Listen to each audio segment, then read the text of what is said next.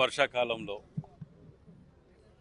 రాజాజీనగర్, నయీం నగర్, పోచమ్మకుంట ఇటు మొత్తం ఇటు ఏరియా అంతా ఇళ్లకు నీళ్లు వచ్చి పట్టణం మునిగిపోయినది మనం అందరం చూసిందే.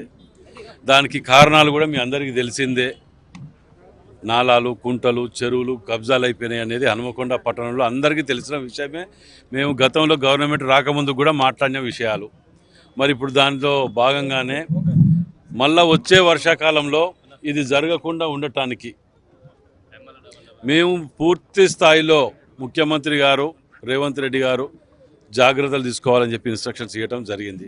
మరి అందులో భాగంగానే ఈ నయీం నగర్ బ్రిడ్జ్ కానివ్వండి, రాజాజీనగర్ బ్రిడ్జ్ కానీ ఇవన్నీ కూడా నాలాలలో ఎక్కడెక్కడ ఎంక్రోజ్ అయినో వాళ్ళన్నిటిని కూడా క్లియర్ చేసుకుంటూ ఇవాళ అంతా క్లియర్ చేసుకుంటూ రావడం జరిగింది. ఇవాళ నయీం నగర్ బ్రిడ్జ్ని డిస్మెటల్ చేస్తున్నాం. 3 నెలలు పడుతుంది కన్స్ట్రక్షన్కు. వచ్చే వర్షాకాలం లోపల నయీం నగర్ బ్రిడ్జ్, కొత్త బ్రిడ్జ్ మీటర్ హైట్ తోటి 34 మీటర్ల వెడల్పుతోటి దీనికి సెంటర్ పాయింట్ పోను 25 మీటర్లు వస్తుంది. దాని ప్రకారము వెడల్పు వచ్చి 4 లైన్ బ్రిడ్జ్ తయారు చేస్తున్నాం. రేపటి వర్షాకాలానికి అందించే విధంగా కాంట్రాక్టర్కు 3 నెలల్లో అందియాలని చెప్పి మేము చెప్పడం జరిగింది. పూర్తి స్థాయిలో డైలీ వర్క్ని ఇక్కడ మేము కానివ్వండి, కార్పొరేటర్ గారు కానీ అందరూ కూడా ఇక్కడ మా దీనికి సంబంధించిన కార్పొరేటర్లు ఉన్నారు. అందరూ కూడా దీన్ని రోజు పర్యవేక్షిస్తుంటారు. ఎందుకంటే ఇది అందరి సమస్య, చాలా ఇబ్బందికరమైన సమస్య ఇది. కాబట్టి ఇక్కడ పట్టణ ప్రజలు, ఇక్కడ ఉన్నటువంటి షాప్ యజమానులు, ఇళ్లలో ఉన్నటువంటి అందరూ కూడా ఒక 3 నెలలు సహకరించాలని మీ ద్వారా విజ్ఞప్తి చేస్తున్నాం. ఎందుకు చెప్తున్నానంటే ఇది గతంలో మాదిరిగా కొబ్బరికాయలు కొట్టి పోలే. మేము ఎక్కడ కానీ కొబ్బరికాయ కొట్టి ఆడ వర్క్ స్టార్ట్ చేసి వర్క్ చూపించి మళ్ళీ అయిపోయాక కూడా వచ్చి మళ్ళీ దాన్ని ప్రారంభించినటువంటి వాళ్ళం మేము. మేము వీళ్ళు మొన్న ఒక కోంటిస్గా కొట్టం టీం ఒకటి ప్రెస్ మీట్ పెట్టి మాట్లాడుతున్నది. మేము కొబ్బరికాయలు కొట్టినవి ప్రారంభిస్తాను అనమాట. అరే మీరు కొబ్బరికాయలు కొట్టి సంవత్సరం అవుతాను అంటాను కదా, మరి ఎందుకు చేయలే? మట్టి ఎందుకు పోయలే? జవాబు చెప్పండి.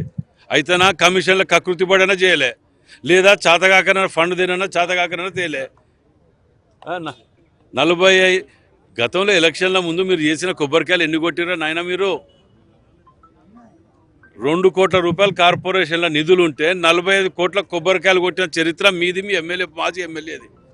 మీరు ఉత్తగానే ప్రెస్ మీట్ గావాటికే పనికొస్తారు, మీరు దేనికి పనికిరారు. మీరు మాకు క్లియర్.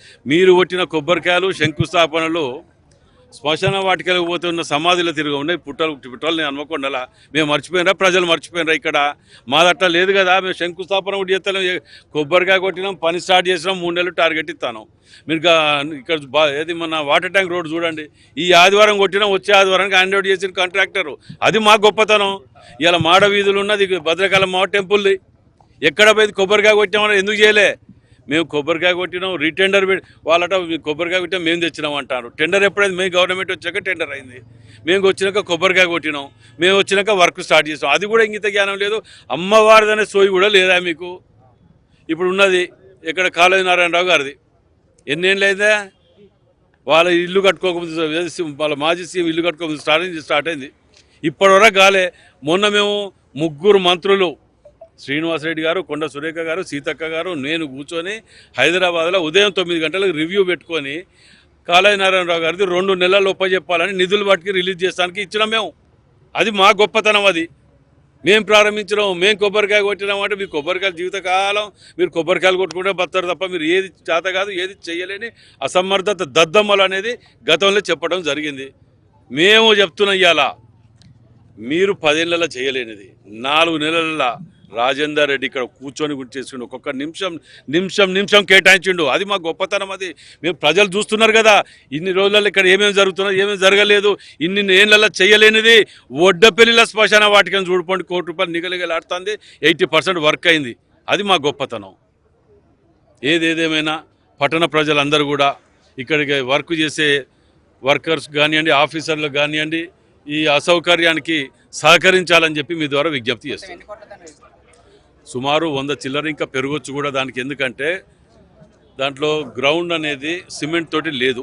దాన్ని చెయ్యండి, మేము ఎట్లా రాటిఫికేషన్ కింద దాన్ని చేయాలనే ఉద్దేశంతో అప్పుడు చెప్పడం జరిగింది. వాళ్ళు పాపం చేస్తున్నారు.